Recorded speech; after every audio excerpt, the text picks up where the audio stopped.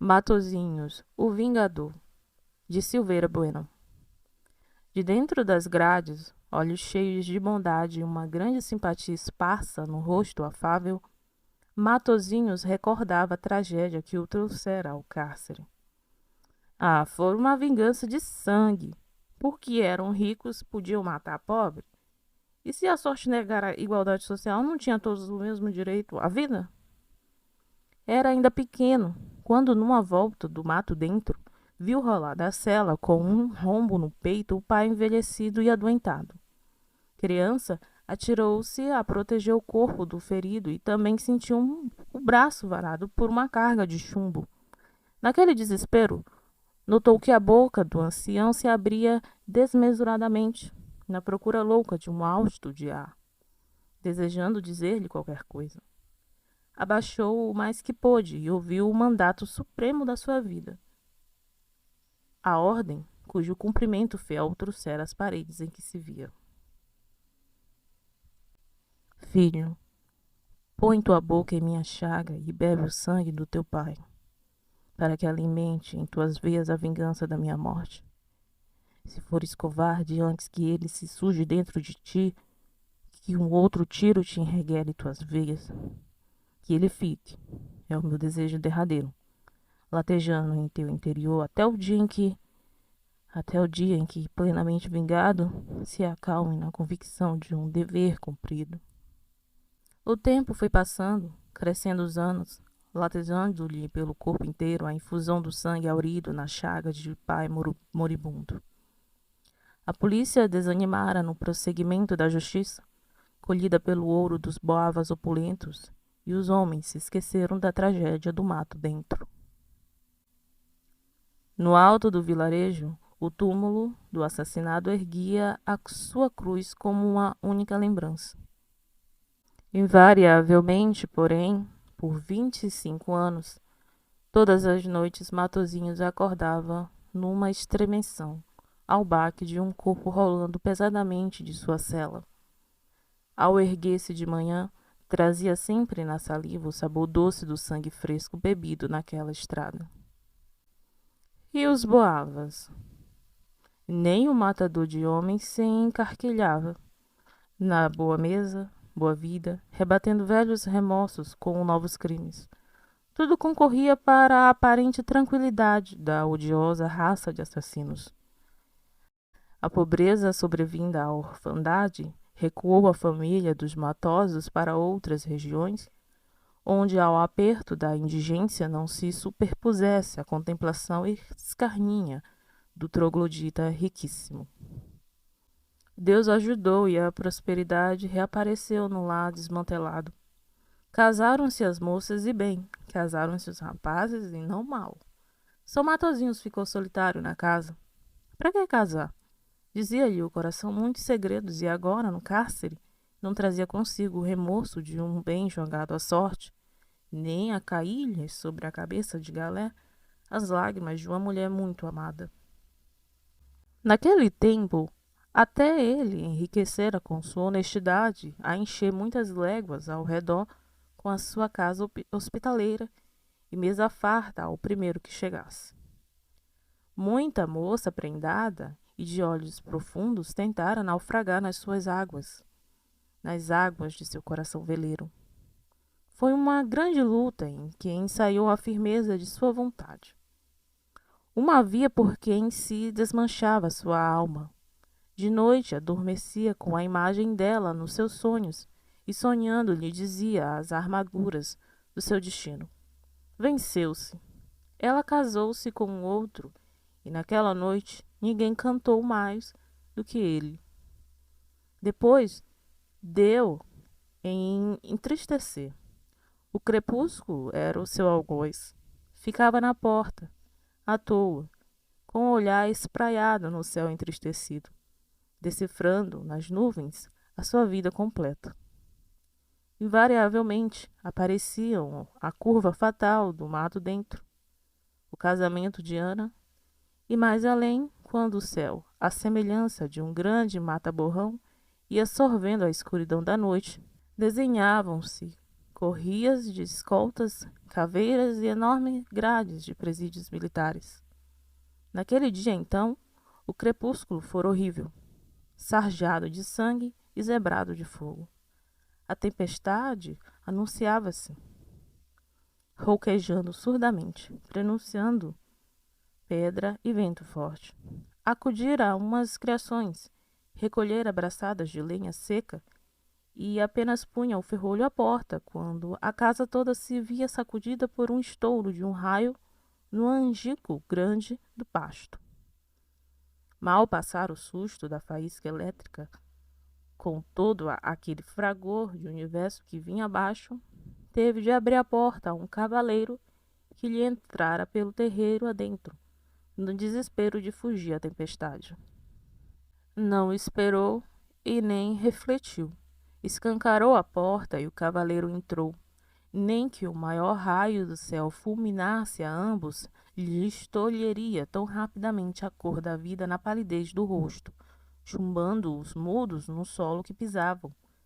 Frente a frente, olhavam-se aparvalhados ele e o Neco, filho do Boava assassino. Matozinho venceu ainda mais esta vez. Entre, a casa é sua. Não haja temor, a casa é sua. O moço, entretanto, não voltava do pasmo. Vamos, entre. E tocou amistosamente no ombro do hospedeiro inesperado, correndo de novo o ferrolho. A palidez do rosto de Matozinhos tranquilizou os receios de Neco. Afinal, pensava consigo, 20 anos e tanto bastam para o perdão de uma ofensa e para o esquecimento de um crime. A acolhida cordial e afetuosa confirmou os seus juízos e, mais desancanhado, foi aceitando as roupas enxutas que o hospedeiro lhe ia apresentando. E que tinham eles, moços, para ajustar quando o pecado fora dos pais? Já se fitavam nos olhos, começando o Neco a elogiar a casa bem feita, a fartura que via, lamentando apenas que fosse tão grande e solitária para um jovem simpático. Por que não punha ali um encanto de uma esposa? Matozinhos fez um muxuxo, desaparecendo para os lados da cozinha. Desculpando-se com a solidão em que vivia, surgiu com as mãos cheias de pratos, talheres e toalhas alvas. Pôs à mesa e ambos se acercaram numa garradice de amigos velhos. A chuva caía mais desafogada de raios e de relâmpagos. À sobremesa, boiões de barro apareceram, tremendo-lhe dentro da superfície compacta e gorda do leite saboroso. De qual deseja, seu Neco? Do amanhecido. Só foi então que Matozinhos deu por falta do leite amanhecido. Num pulo, respondendo às perguntas do hóspede, foi à cozinha. Ao passar a mão na grande malga loura, o pensamento sinistro de vingança lhe relampejou na mente. No mesmo instante, como eco de seu pensamento, ouviu fora um tombo, tal qual o tombo dele, no mato dentro. Estremeceu-lhe o corpo inteiro. A vista se turvou. Quis refletir, mas não pôde.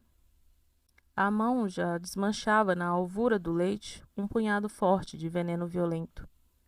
Neco notou a transformação fisionômica de Matozinhos, que, interpelado, respondeu disfarçadamente.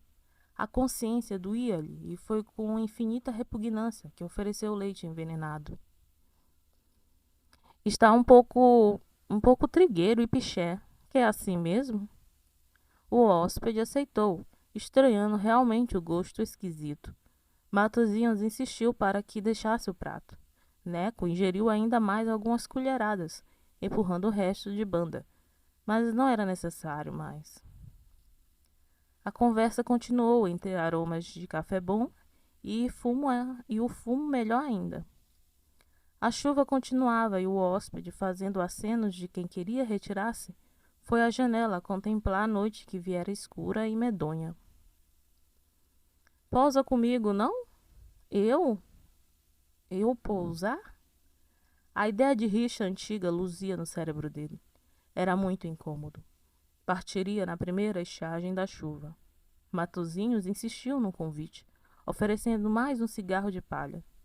As primeiras baforadas de fumo, como se uma faca lhe atravessasse as vísceras, Neco dobrou-se, apertando desesperadamente o ventre.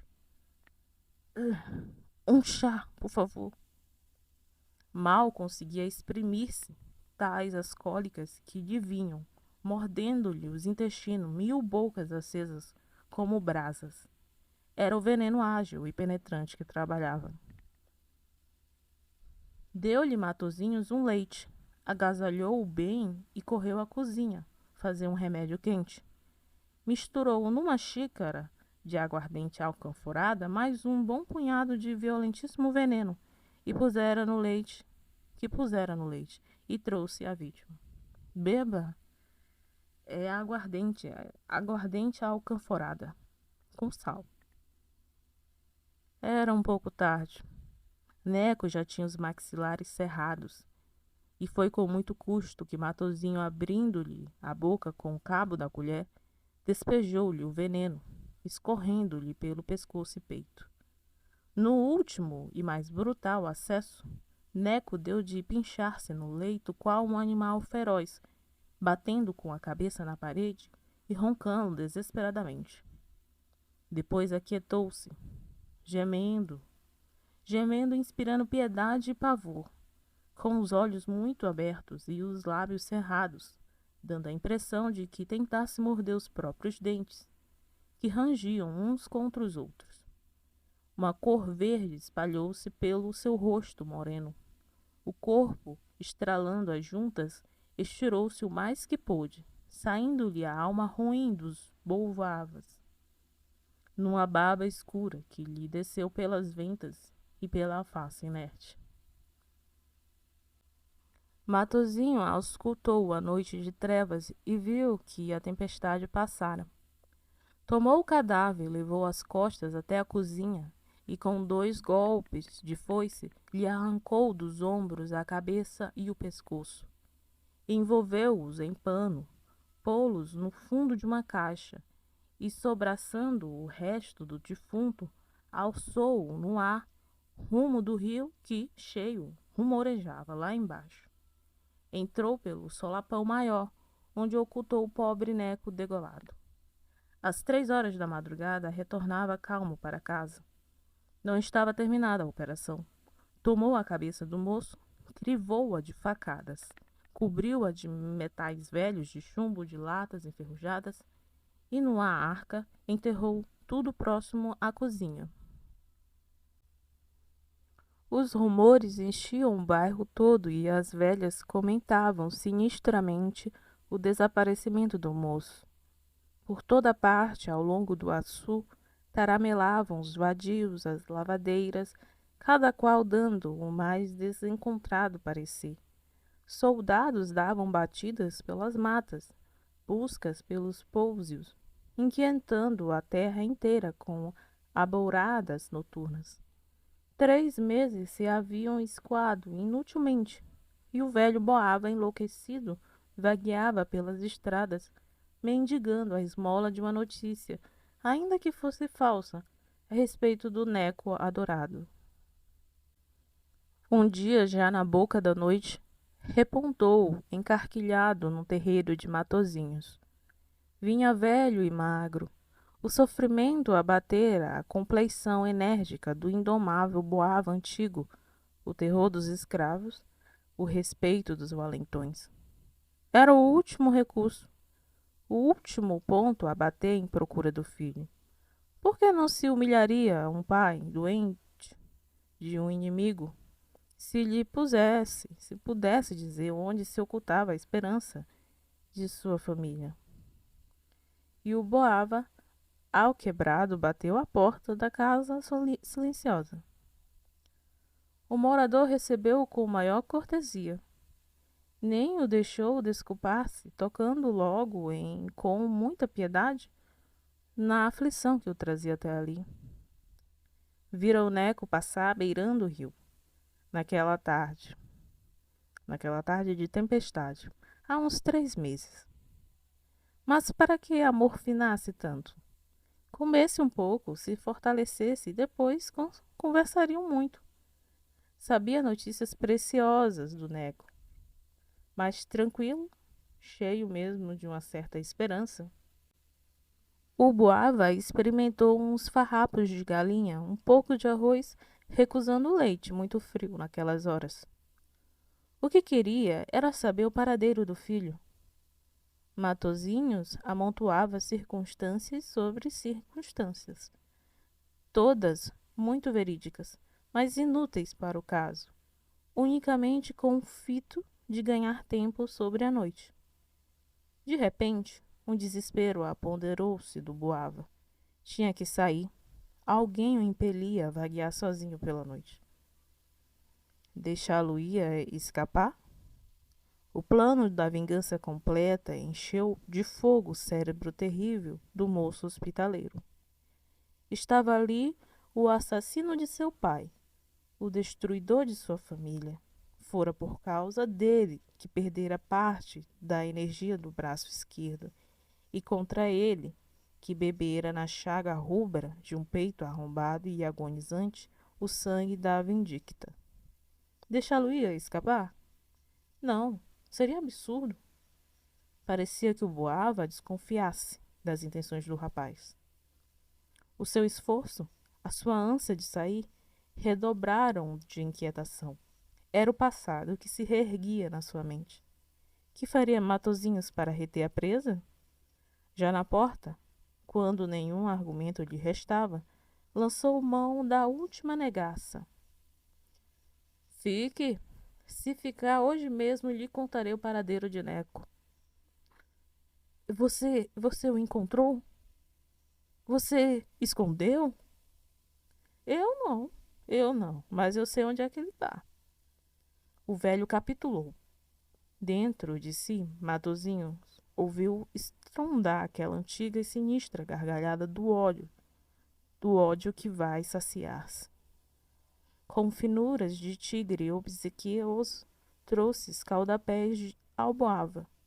Cobriu-o na melhor cama, naquela mesma em que agonizaram Neco.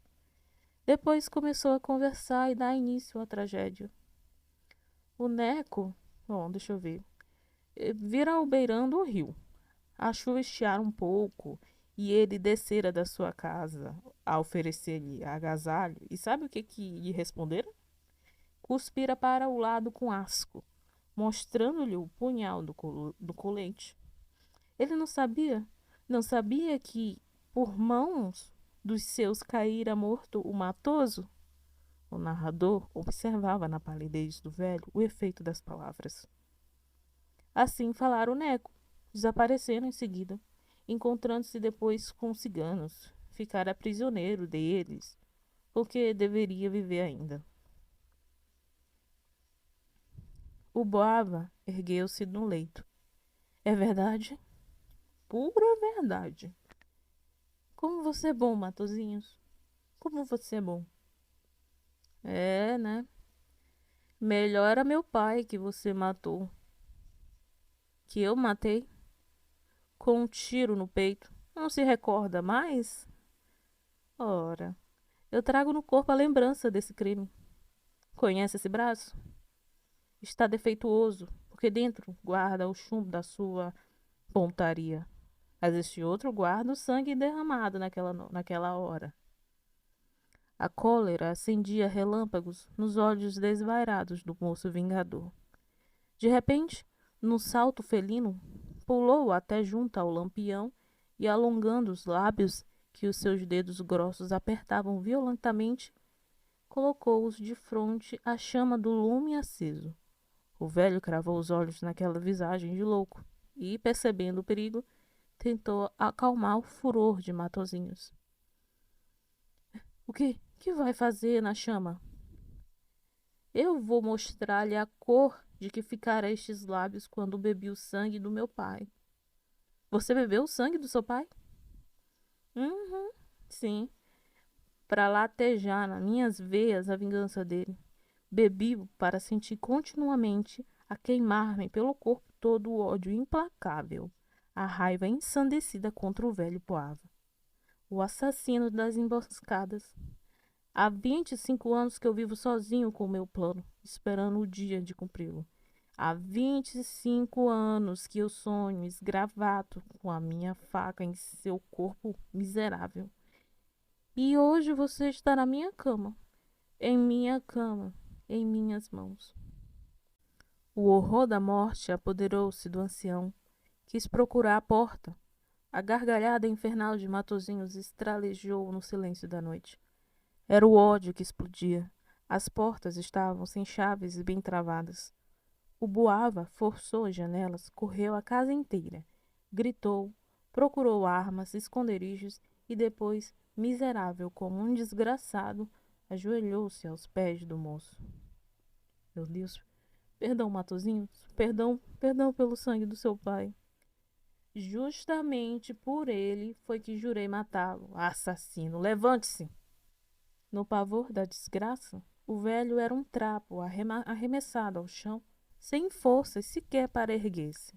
Matozinho agarrou-o como se agarra uma coisa inerte e foi arrastando até o leito.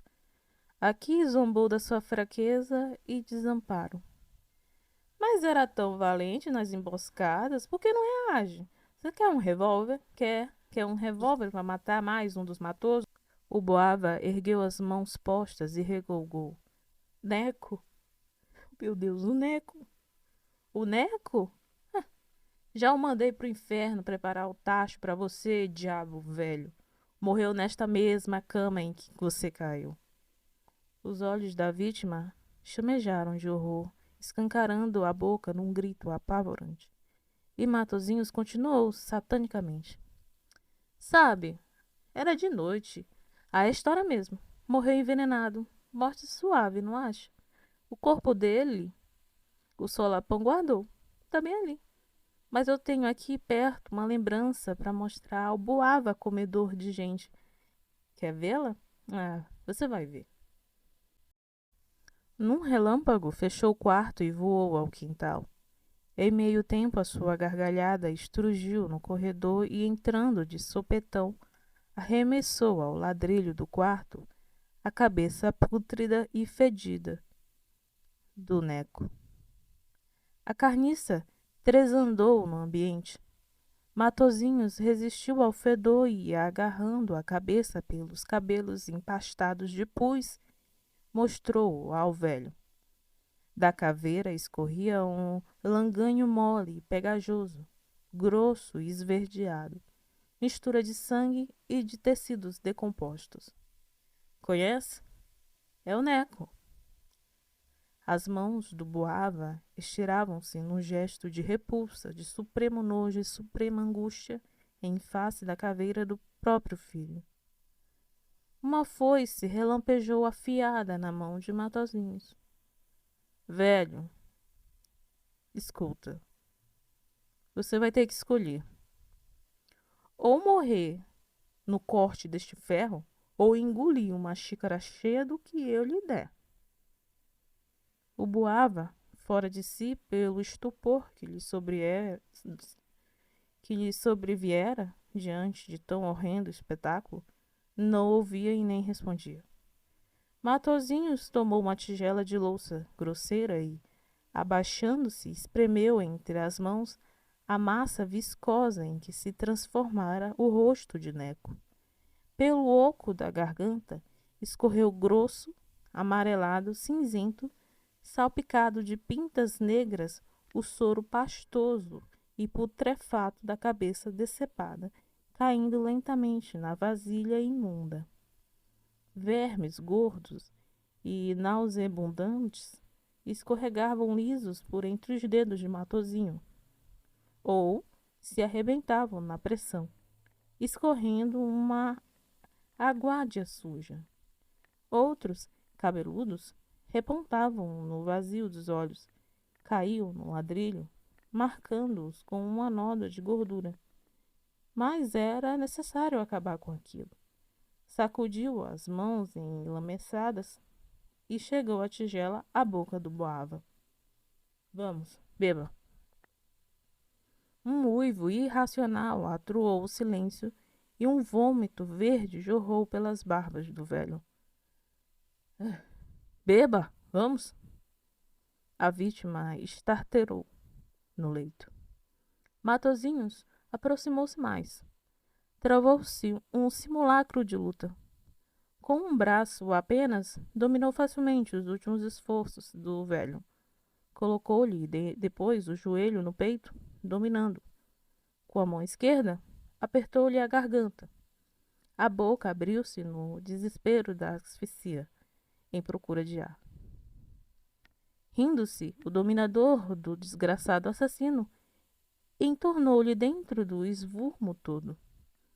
O estertor do organismo, em última revolta, agitou um pouco ao quebrado corpo do Bava, enquanto o visgo pútrido descia, lentamente, pelos bordos da vasilha, caindo na boca aberta, escorrendo pelo canto dos lábios inertes e por debaixo da língua. Morreu de nojo. Morreu de nojo, acrescentou Matozinhos.